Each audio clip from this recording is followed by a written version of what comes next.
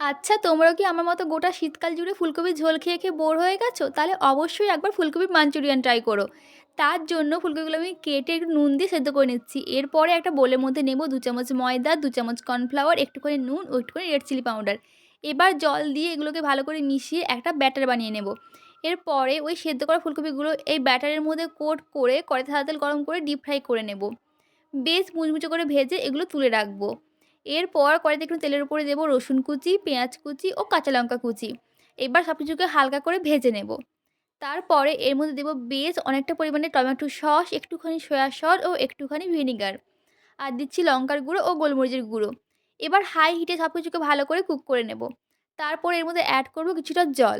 জলটা ফুটে এলে এর মধ্যে দেবো কর্নফ্লাওয়ার গোলার জল। তারপরে যেই ফুলকপি পকোড়াগুলো বানিয়ে রেখেছিলাম সেগুলো এর মধ্যে দিয়ে ভালো করে মিশিয়ে নেব। ব্যাস তাহলেই তৈরি দারুণ স্বাদের এই ফুলকপির মাঞ্চুরিয়ান।